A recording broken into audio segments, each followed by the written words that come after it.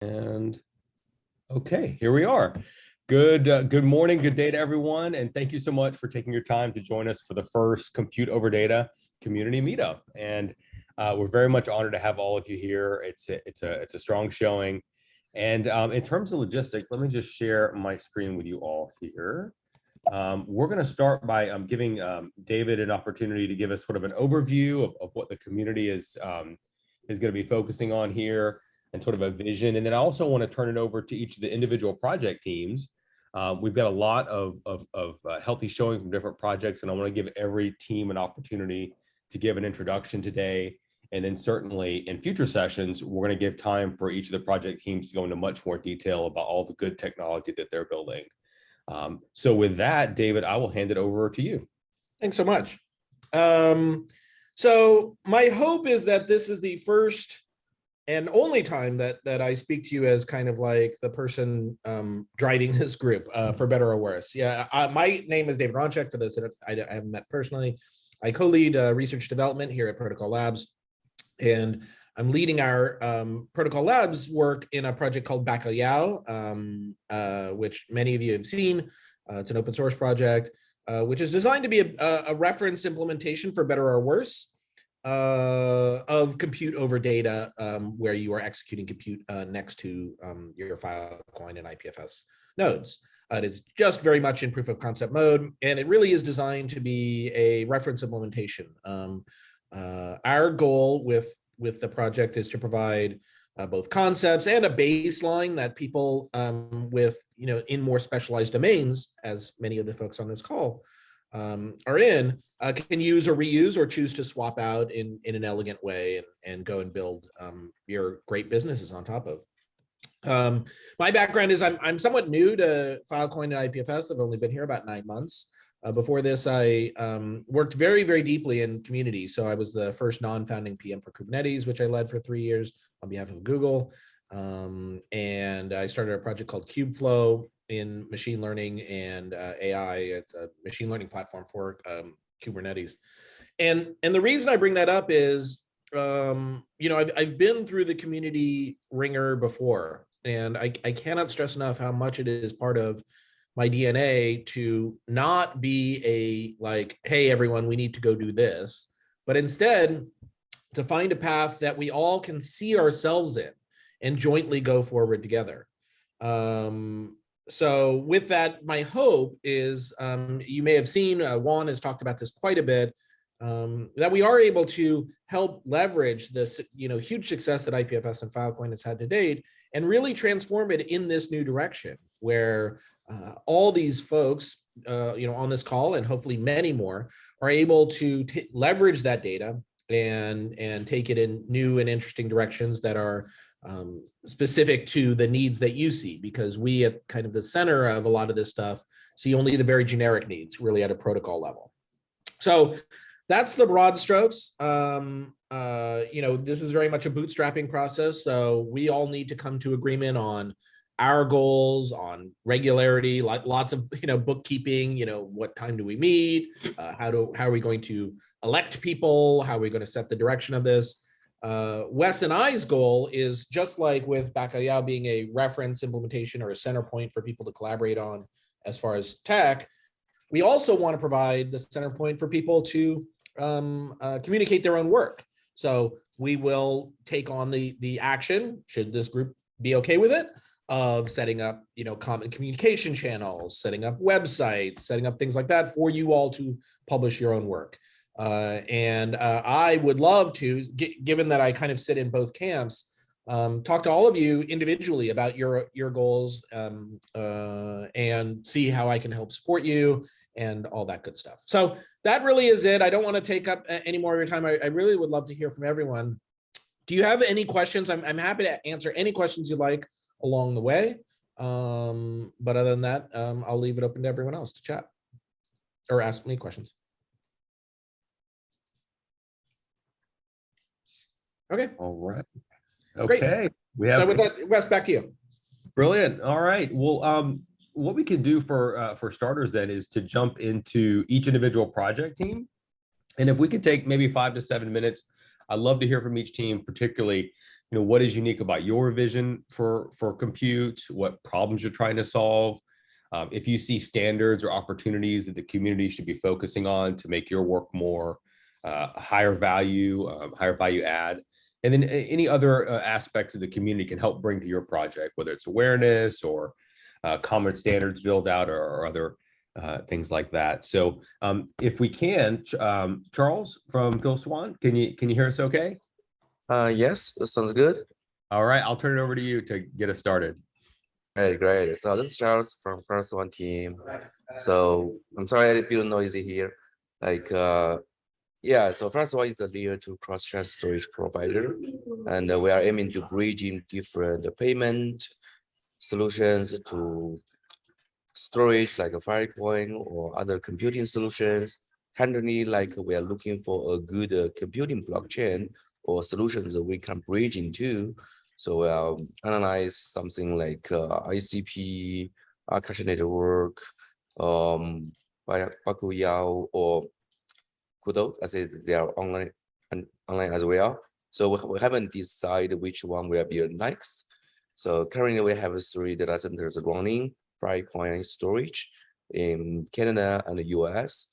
We wanted to build a decentralized, distributed computing and storage network. But our goal is not building all the components by ourselves, but more like doing bridging. So we can using one token, for example, USDC or other tokens to make a payment for different Web3 on different chains.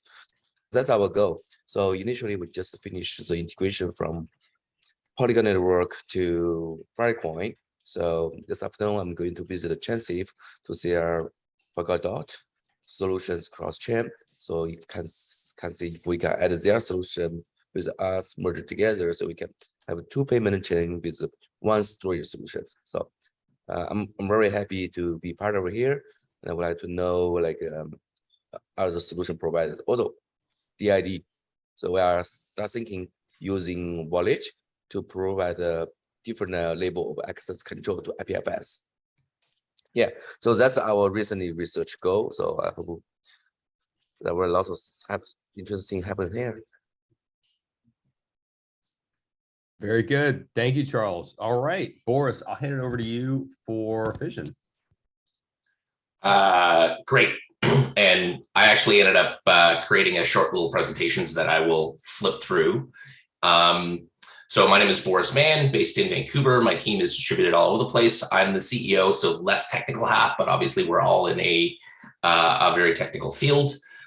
We're building an entire edge computing stack. We're very much focused on, when we say edge, we actually mean client-side, local-first software, where people are building in the front end, whether that's native mobile or on the web. We're trying to make it very easy for developers to build applications without having to be DevOps experts and everything else like that. So our web native SDK features DID-based accounts that link to browsers and desktops. We also did some work with putting Filecoin keys in the browser securely. Passwordless login. There's lots of things happening in this space right now. Brooke, my co-founder, developed an encrypted file system on top of IPFS. So that actually lets us do differential access to private data. It has versioning built in, and of course, public file sharing through IPFS, giving you portable data. And all of this is read and write to IPFS natively in the browser rather than just a data substrate.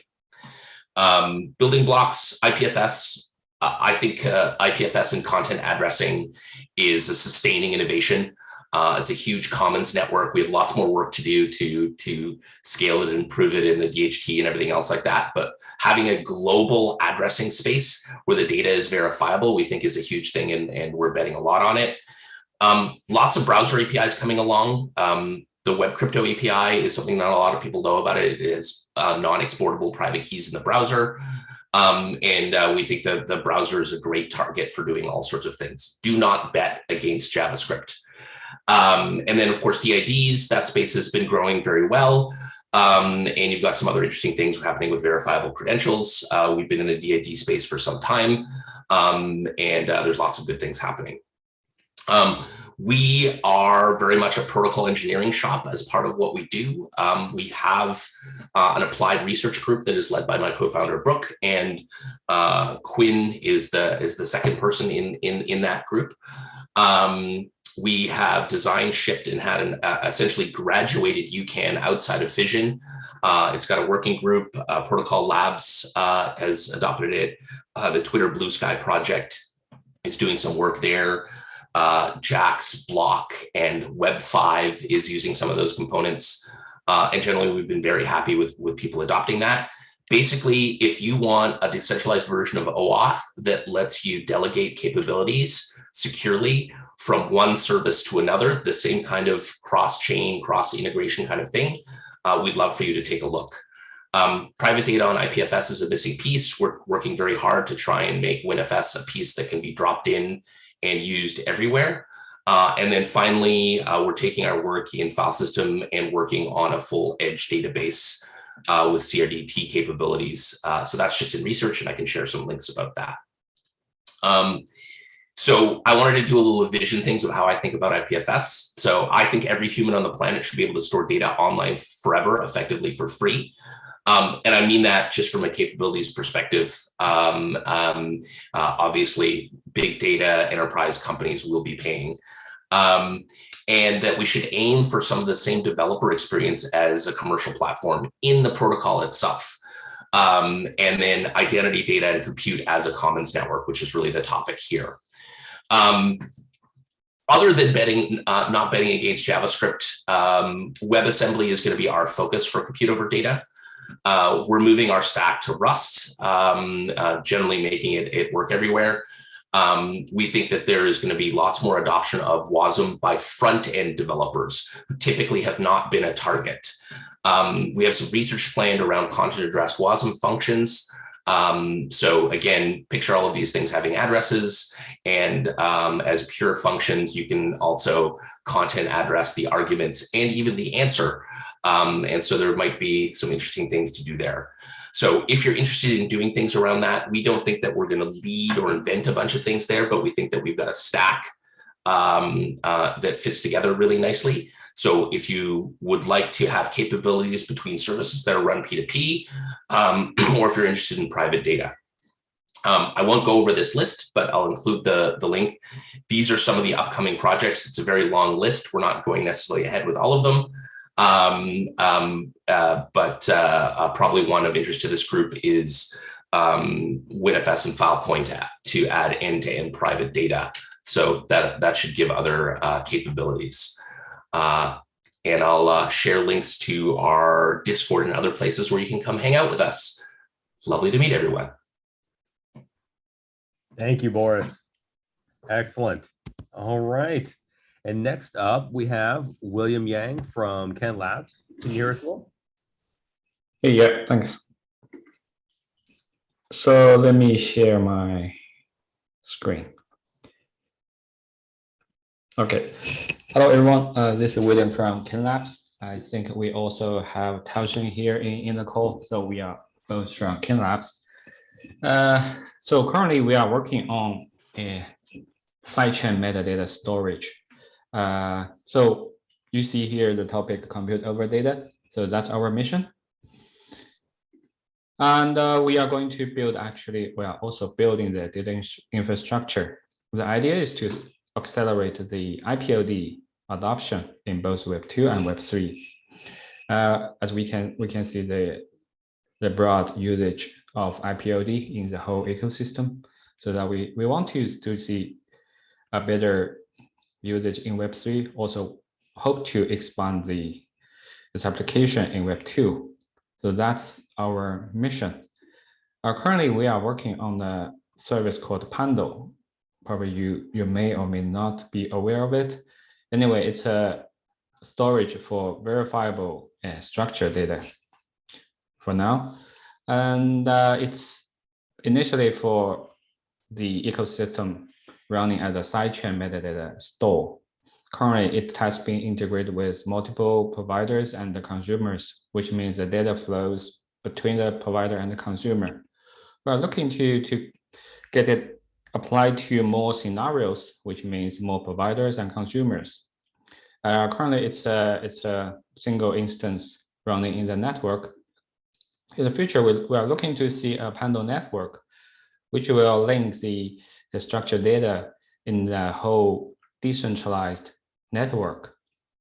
So in general, you can see we hope to see a whole network linked with the Pando node, so that the client can save the structured data to the network. At the same time, they are able to carry these verifiable data over the very familiar interface, say SQL, GraphQL, and even BSON. The reason is that we want to adapt the current business so that the users of a client can easily use our product, don't need to pay too much effort in integrating into the Web3 infrastructure. The next thing is what I like to share is what we just named as an abacus. So this is the orchestrator for IPFS computing. When we arrive this stage, we will see more and more computation on top of Pando. So this is what we like to have in the future. So Pando as a storage infrastructure. On top of that, we have a network with the orchestrators and the worker nodes, so that each transaction or computation can be scheduled to different workers, so it can be run as a network. So this is what we call the computation over data or over Pando. So this is a very generic use case. It doesn't show too much details in the client's requirement and how we fulfill their requirement. But in general, on top of the IPFS and the Filecoin, we hope to build this computation network.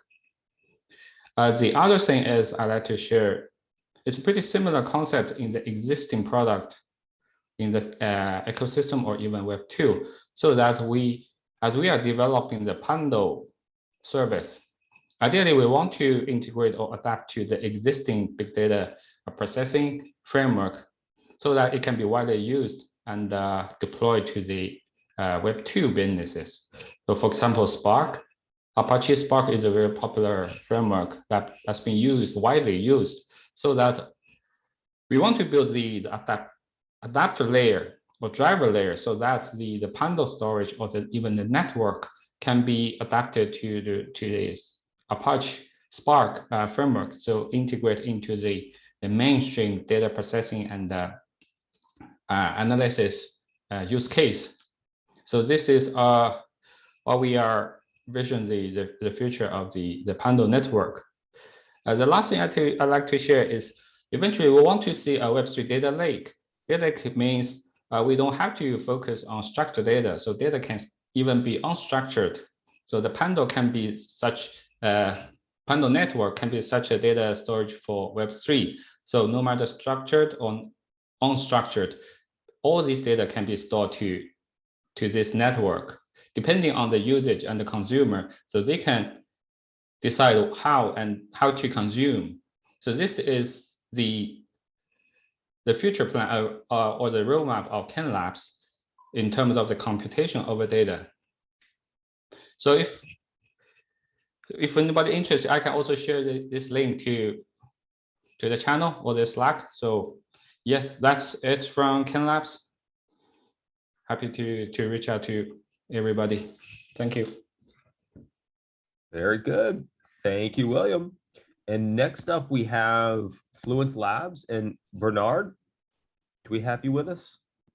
I think evgeny, who's also on, is going to kick it off, and then I'll chime in. Thank you. Wonderful. I'll hand it over to you guys. Yeah, I can share some slides. So I'm Evgeny, co-founder of Fluence. What we do is basically we are trying to bring serverless experience into Web3 space. And Fluence, at Fluence, basically we do several things. Like at the larger scale, we call it decentralized computing, or like a particular application platform or cloud marketplace. It's all kind of the same thing, but the way it kind of matches on the Web2 stack is we have two bigger things: is WebAssembly runtime that basically can run WebAssembly functions on any network node, and we have like certain nice features like WebAssembly interface types and WASI. So like you can just compose modules, WebAssembly modules written in different languages together, and it's all runs fine. And then we have the Aqua language, which is something that replaces workflows or step functions. It's basically a language where you define the control plane on top of WebAssembly functions sitting on different nodes in the network. And using Aqua, you can basically create different kinds of distributed algorithms and replace certain cloud components. You can define algorithms for load balancing, scaling, routing, orchestration, deploy, and things like consensus engines verification, all kind of things. So like Aqua looks roughly like that. So it's a high-level language where you operate in terms of peers and whatever code you want to execute and how you want to parallelize or merge the execution. Yeah, I guess I supposed to show this slide as well. Yeah, Aqua is also like calculus based. And the whole idea is to just avoid this centralized bottlenecks like API gateways and things like that, and allow build peer-to-peer scenarios between client devices, but also enable peer-to-peer communication in terms of servers, in terms of machines that run computation for users on the back end. And Fluence is basically, the network is heterogeneous. So like every Fluence peer is running Aqua, running Marine, and also plugged with different sources of data. So by default, we distribute Fluence peers with IPFS access, but it's gonna be Filecoin, it's gonna be blockchains access. So you can like read data from anywhere, you can compute, you can write data to anywhere. And you can basically discover and select whatever nodes on the network provide you whichever access to whichever data. And basically the end goal is to have as many cloud components available as Aqua libraries as possible, and like have them deployed on the network, and have all of this available and as an incentivized network. So currently the network, the development stack is live and running. We're constantly working on improvements and stability, but the economics is not there yet. So there is no way to pay for now. So you better to run your own nodes or rely on community nodes. But that's the way how it works. Like it works like IPFS basically right now from the incentivization perspective. Yeah, and I guess that's it. But just to add to that real quick, so from our perspective, some of the things we're looking forward is sort of common compute. We're using WASM IT, so common compute model and model descriptions that things we're really interested in, possibly coming out of this. Verifiable compute proof standards. I think everybody's working on this in different ways. So I think this will also be sort of an area we'd be interested in collaborating with others. Same with sort of reuse of compute modules themselves.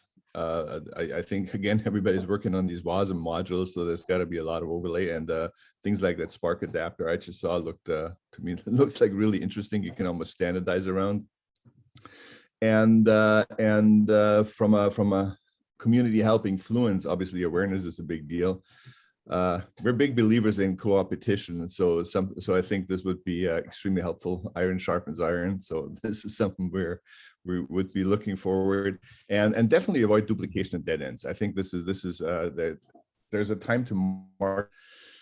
I don't know, pressure in general. I think that we all need to deliver. The 2017 is over, and the more we can avoid failures and duplications in what seems to be overlapping research agendas, I think this would be something at least we would be very appreciative as part of community benefits.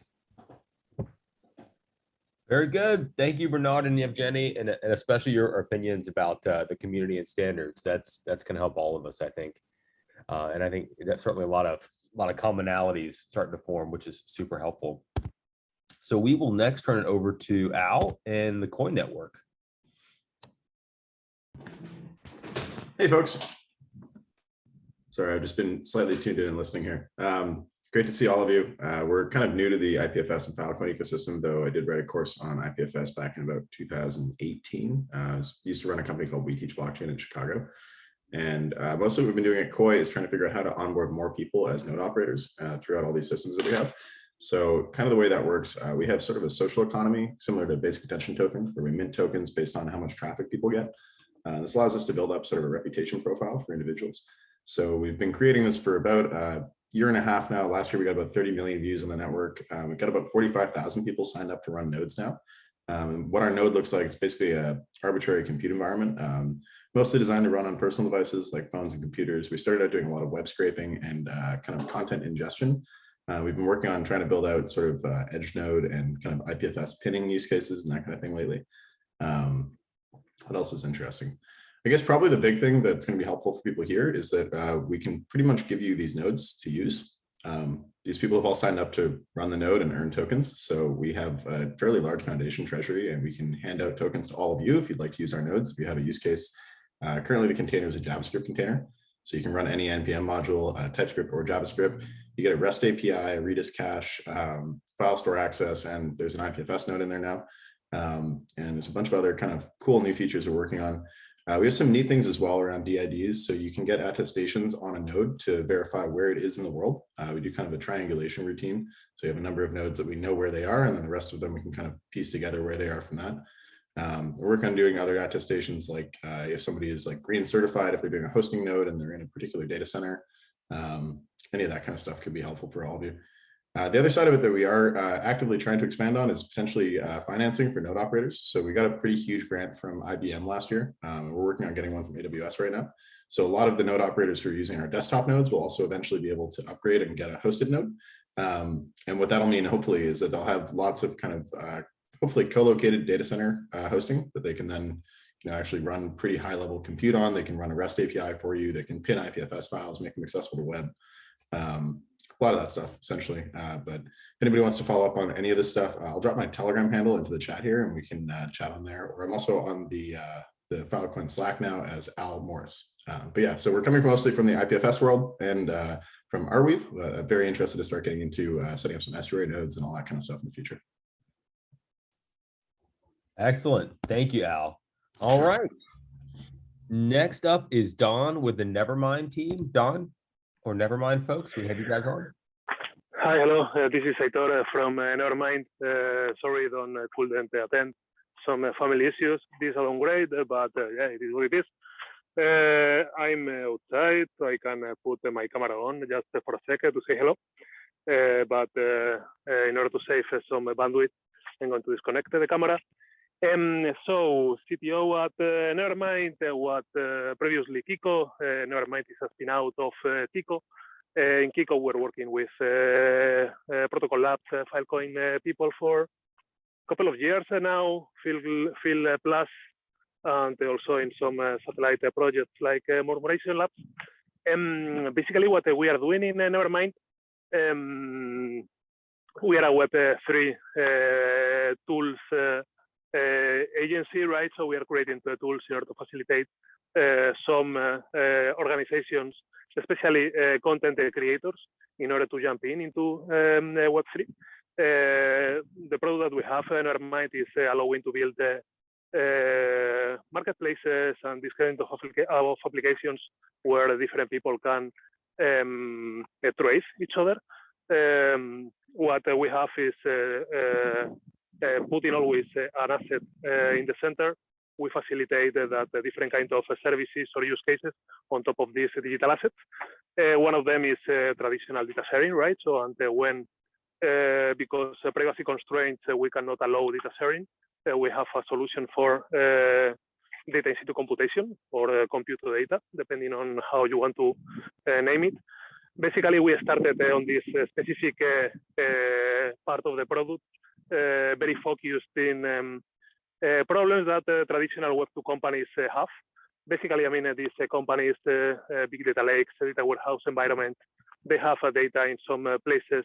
They don't want to move this data, but they want to allow some level of computation on that. So we started with Nevermind, this compute orchestrator that is allowing to run some traditional analytics use cases, the typical use cases that you when you require a Spark Flink. We evolved this in something that is allowing to orchestrate a federated learning. That also is very interesting for some use cases. For example, we have one that is very nice in order to allow different banks to augment the accuracy in credit card fraud detection. So we orchestrate all of this, allowing to move computation where the data is. But Nevermind is a generic framework allowing this kind of use cases. And we are looking to expand these compute capabilities to use cases where maybe this computation needs to happen on chain. So this totally different kind of use cases. And also some use cases where maybe this computation needs to happen very close to a miner. So, and this is because I'm here. This is mostly what we do in Nevermind. If you have any question, please feel free to ask. Just to finalize, to relay to this message that I was said in this call, everything that is about pushing standards, working together, common research, this kind of stuff, I think is the benefit for everyone. So yeah, happy to be in this call. Wonderful. Thank you so much for joining. And last but not least is Nilay and Sergey from Camu. Hi, everyone. The lead on this one. Let me share my slides real quick. So yeah, I'm Sergey. Nilay is my co-founder in Camu. So what we're basically a deep tech company here in Vancouver, building a planet scale data pipeline. And to explain you what we are, I'm going to start with the parts of the problem statement that are kind of unique to us. So it's our take on what Web3 data is. So we believe that Web3 data is going to be dynamic. So strong believers that most of the valuable data flows today are actually continuous and long living, like the data produced by DeFi, the exchange rate, the data coming from the IoT devices. It doesn't appear and disappear overnight, right? It's stable, it's there, it continues to pump data. So we need to be able, as a society, to be able to make real-time insights from this data. And for this, we need some sort of autonomous processing. So what we have right now, unfortunately, is far from that. Most of our workflows is highly manual. Human is constantly in the loop. We're constantly getting outdated results. So we're deeply stuck in this batch processing local optima. So this is something that we're trying to get out of, because batch processing on dynamic data is dangerous because it most of the time produces incorrect results, and it's also expensive. We believe, of course, in decentralization, and by this I mean many more small and micro data publishers come into the space. So of course, personal data, but also IoT device on its own being a micro data publisher. And if you apply this to a lot of Web3 data solutions today, they simply don't scale to this type of granularity. So we believe we need interoperability and importantly, composability of some sorts. Right now, the only real standard that we see is JSON APIs, which are completely custom and no composable. They're okay for developers, but we believe it's a nightmare for data scientists. So not something that we want to continue with.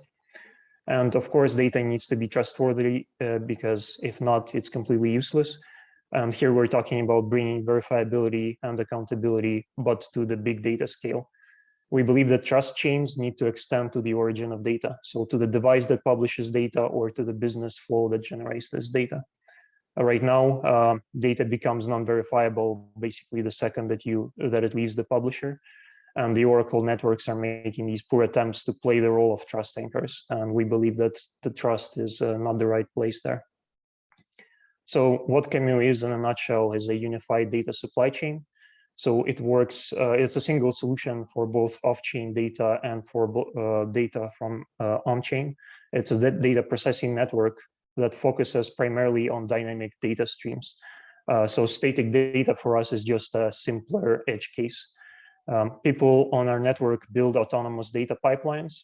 So the whole idea is for a person to write query once, and the network just continues to operate this query forever. And we're focusing on collaboration and reuse. So people working together to build these open data feeds. We're bringing verifiability to source data, and all the processing done by the network is deterministic for reproducibility. So trust is basically anchored on the publisher side. And like I said, blockchain is part of that solution. It can act both as a source of data and also as a consumer of data. And also can interact with the network as the sort of control plane. So directing where what type of data processing should be going on. So this is how it looks like. It's basically what you see is a typical data pipeline, enterprise data pipeline, except in our case, every step here can be owned by a different person, different organization. So data coming from the publisher, we turn it into our ledger-like data format. It can be on any storage, IPFS included, and people can discover data sets on this network and start building new data sets by composing code. So in our case, it's streaming SQL right now. So as a user, when you get such data set, you can always trace back every piece of data to its origin, to which publishers actually produce the data, to make sure that you can trust them based on their authority or other means. And we're in pursuit to achieve the cell level provenance. So being able to trace every single bit of data to its origin, see who manipulated it, which code was ran to achieve it, and by whom. So you can try all this today. We basically have our camu CLI tool, which we call our Git for data pipelines. It has 2 engines integrated right now. So the engines are kind of plug-in. We're using Apache Spark, the streaming subset of it, and Apache Flink. It comes with IPFS support, so you can share both your data and your data pipelines in IPFS. And there's also a nice Jupyter integration and web UI. So the easiest way to try it is you just go to demo.camu.dev and give it a try for yourself. So everything I told you about is based on the open protocol. So we're trying to create this open spec for decentralized publishing and processing of structured data. So it's a pretty high level spec that tells you how to achieve content addressability for dynamic data sets, DIDs for auth, etc.